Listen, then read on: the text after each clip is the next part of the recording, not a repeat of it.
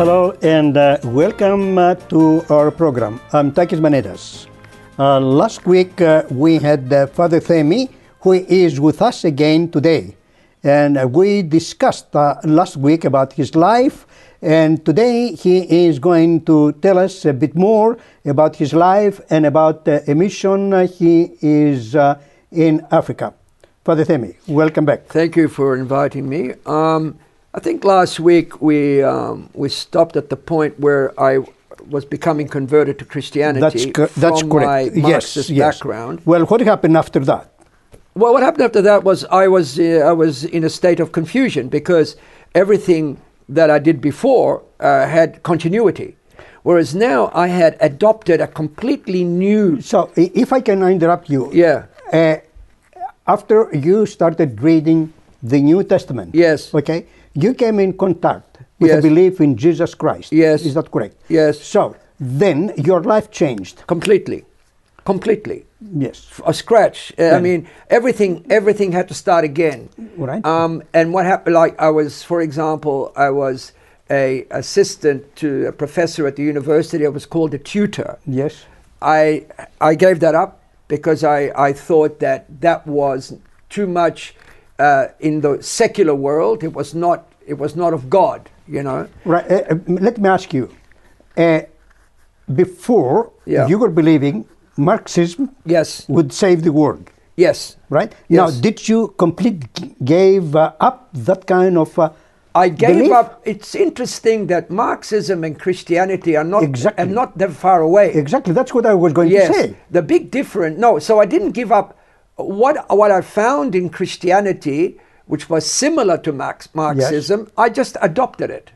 Okay. I did not reject it. For example, the concern for the poor. Yes. The idea of giving, of not exploiting people. The concept of helping those who are economically disenfranchised. All that was part of Christianity. Mm-hmm. The Book of Acts, for example. Yes. Yeah. So it wasn't such a strange jump from Marxism to Christianity, except for the concept of God.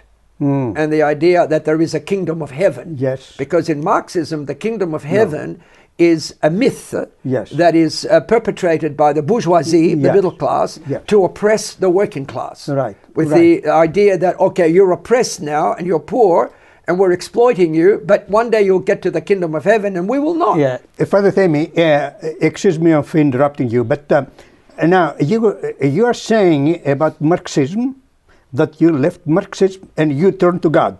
Yes, sir. Right? But the theory is the same, right? Not exactly, not exactly, but it applies. There are similarities. Absolutely. Now, could you say that the difference is that Marxism is enforcing the theory, while Christianity is just accepting it?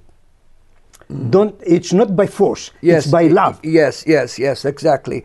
Marxism has many similarities with Christianity, many similarities. If you read the Book of Acts, you will see how the Christians lived almost in a communal sense, sharing their money together and so forth. Yes. And also the concern for the poor, the concern for those who are exploited, and so that's all similar to Christianity. Yes. The major difference, Taki, between the two is God. Yes. And Christ is the main difference, you see. So at any rate, I still had to start my life anew. I was like born again almost, right? My parents were concerned because I started, I would give up all my possessions. I gave up my job at the university because I thought that was too high. I had to be humble. Yes. So I went to becoming a teacher rather than an assistant to the professor. Yes. And so I worked in all these government schools, Richmond Technical School, Essendon Tech. I chose the most working class schools to be able to see. It was a Christianity with this Marxist bent to it, you see. Yes. But what I would do there is try to tell them about Christ. Because I felt that in my days at school, at Williamstown High School and primary school, I was not given God. Nobody taught me about God. And I thought I should now go to these schools and give them that which was denied of me, which was the gospel and the gospel of Christ. Yes. And I did that. So I started off at Richmond Tech, and I would teach English and social studies and the normal subjects, but in between, I would tell them about Christ. So I lasted at Richmond about 6-7 months before they kicked me out. Yeah, were you allowed? They kicked me out. Don't worry about it. They told me I had to go because they were not allowed. You're not allowed to speak about God. Yes. You know. So I said, okay. So they transferred me and they put me to another school, Essendon Tech, for example.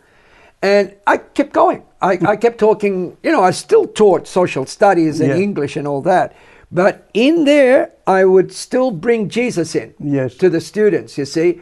That lasted another 1 year or so before they kicked me out again, you see. Yeah. And then they sent me this time to Lawler High School, Laylor, Lawler. Yes. Okay, right out in the northern suburbs, and the same thing. I refused to stop talking about Jesus, and because I felt that the children really needed to have proper education about what is right, what is wrong, because at that point I could see that Australian values were beginning to change and becoming less conservative, more laissez-faire, more loose, and I was worried about that. So I thought the schools is where it all starts. Yes. But again, with Lawler High School, I could only last for so long before the principal would call me in his office and tell me that I can't talk about God. But what annoyed me was that while I wasn't allowed to speak about Jesus in my classes, in my other classes, the teachers could do a project about Satanism. That was okay. Yeah, but not talk about Jesus. You understand? Yes. So they could talk about Satanism and witchcraft, but I'm not allowed to talk about Jesus. Anyway. I got the sack again. Again. I'm sorry to interrupt you again. We are going to have a break, and we're coming back. We're going to have a break, and we're coming back. Please stay with us.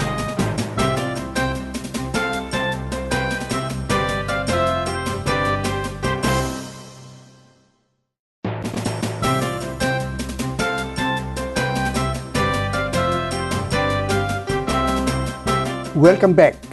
I'm talking to Father Themi about his interesting life of changed life from one section to the other section.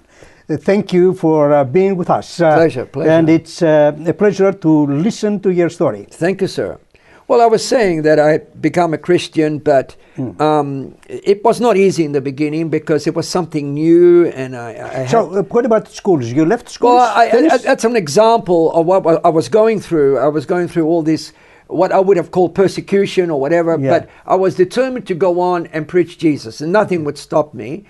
And at that time also, I was looking for a church. I was looking for a Christian family to belong to. Yes. So I started off looking in the Presbyterian church, and they were very good, and they welcomed me, and I would go to their services and so forth, and they would pray for me and so forth. And then I looked into some other Christian groupings, but eventually, because I was born Greek Orthodox, and I thought to myself, why would God have made me Orthodox when I was a child? Let me go and see the Orthodox, right?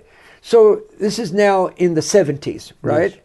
So I went to the Orthodox Church, but at that time the Orthodox Church was still an immigrant church, and many of the priests were not really educated, right?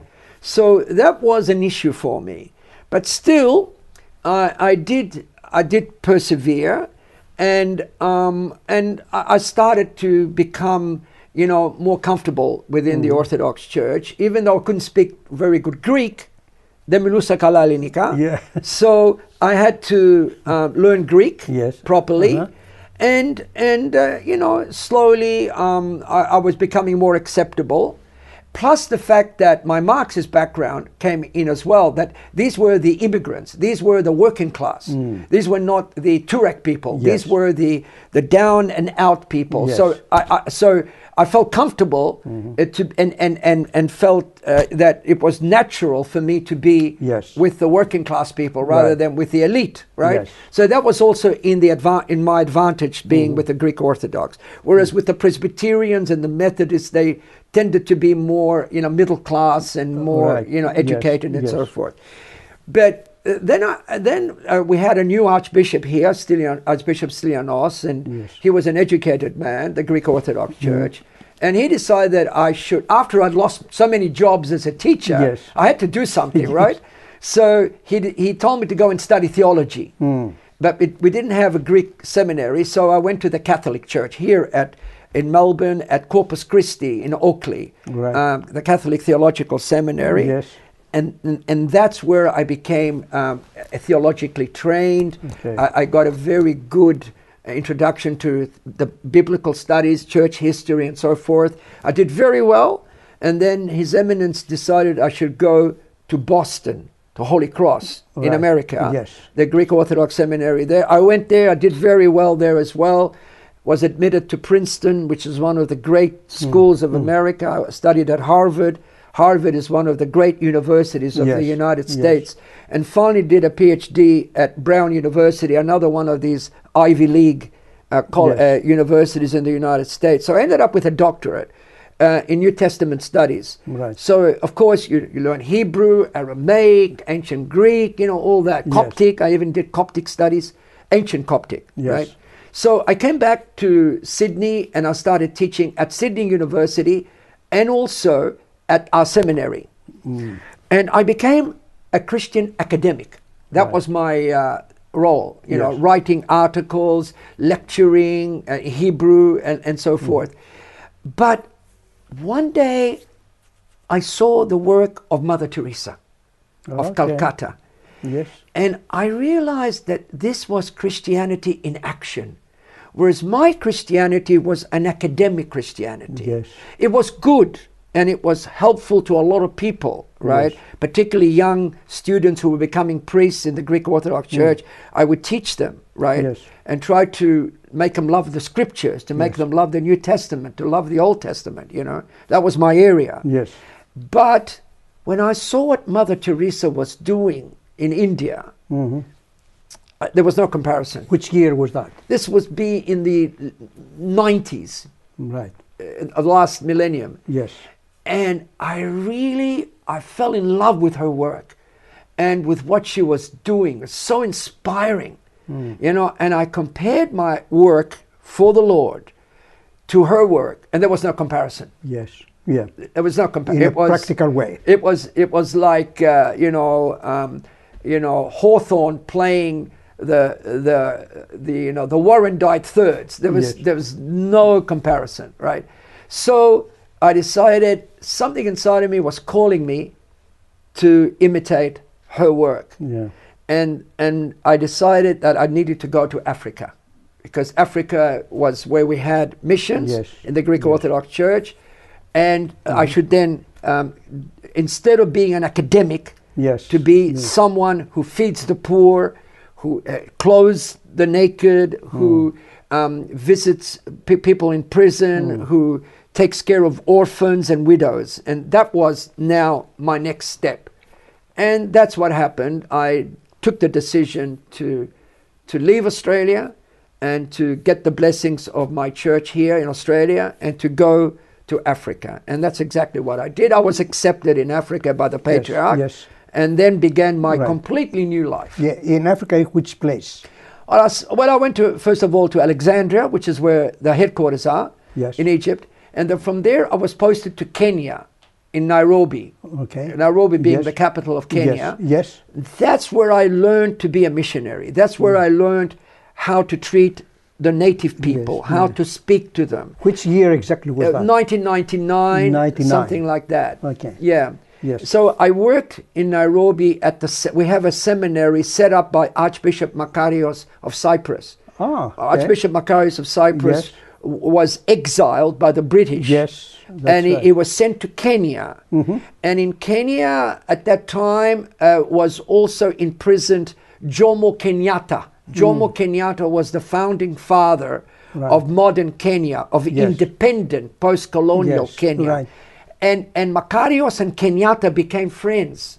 And here, therefore, when the British left Cyprus, and when Makarios was called back from Seychelles Islands, and he was in exile, the Kenyan government invited him to Kenya, and they gave him land in Nairobi to set up a seminary. Right. We'll have a break here again, and we'll come back. Yes, sir. Friends, we're going to have a break again, and we're coming back with this very interesting story. Stay with us.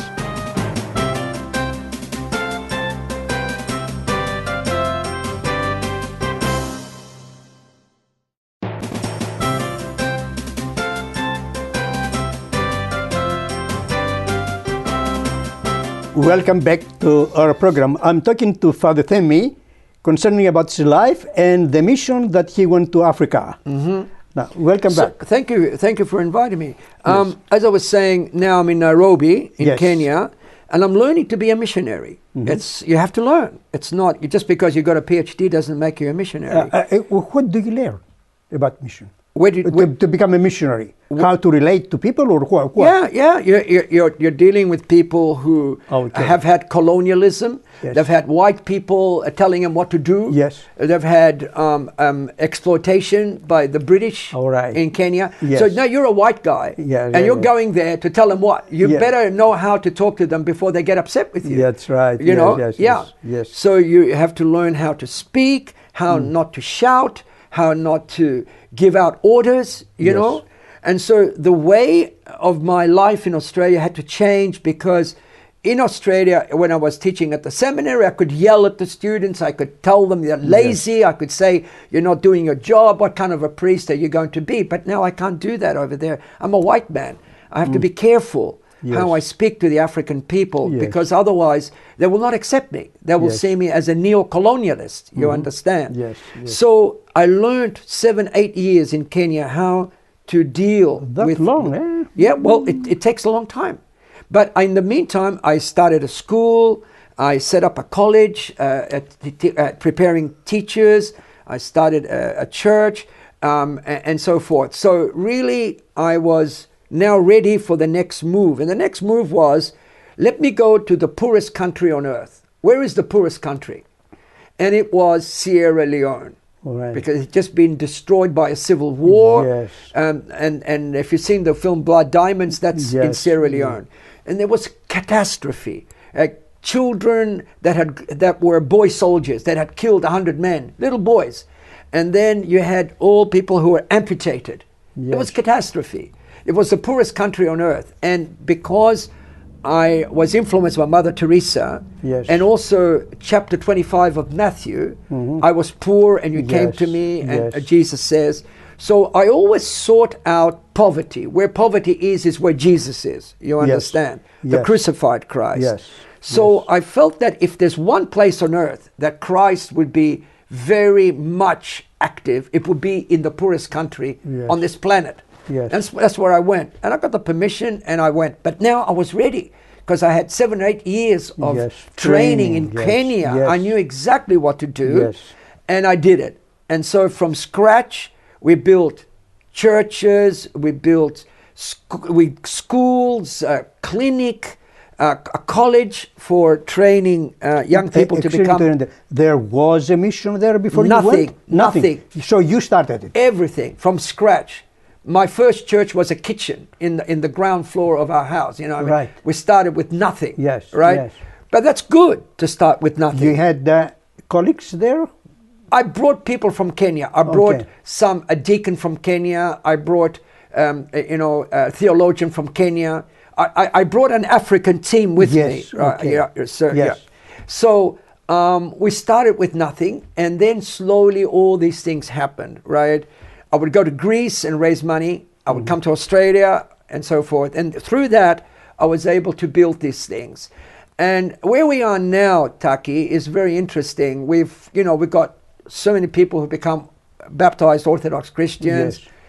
My priests, although they never knew about Orthodoxy before, now they understand more and more about it.